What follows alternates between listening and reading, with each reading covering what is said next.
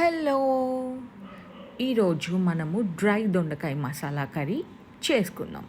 ముందుగా దొండకాయలని స్లైస్గా కట్ చేసుకొని ఇలా గీట్లు పెట్టుకోవాలి. నెక్స్ట్ పచ్చిమిర్చి according to your taste buds. Next ఉల్లిపాయలని ఇలా సన్నగా కట్ చేసి పెట్టుకోవాలి. సో ఇవి దొండకాయ, ఉల్లిపాయ, పచ్చిమిర్చి.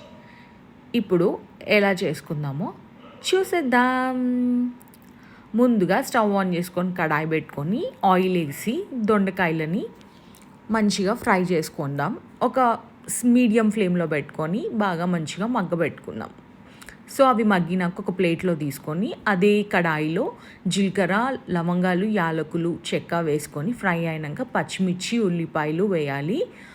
అవి కూడా మంచిగా కలిపి ఫ్రై అయిన తర్వాత మగ్గిపోతాయి కదా, పసుపు, కారం, అల్లం వెల్లుల్లి పేస్ట్, ధనియాల పొడి, కొబ్బరి వేసి ఫ్రై చేసి మంచిగా అది కూడా మగ్గినాక మళ్ళీ ఒక 2 minutes మగ్గించి కొంచెం సాల్ట్ వేసి దొండకాయలు వేసేయాలి.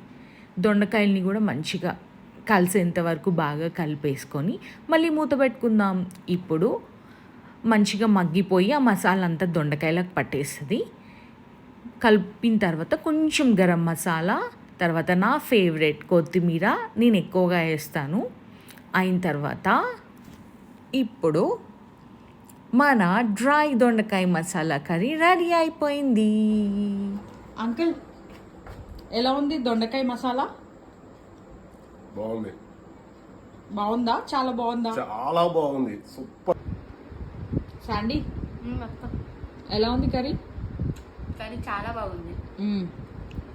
చేస్తుంటే ఏమో అనుకున్నా కానీ మమ్మీ కూడా ట్రై చేయమంట. ఓకేనా? బాగుంది. Okay, thank you.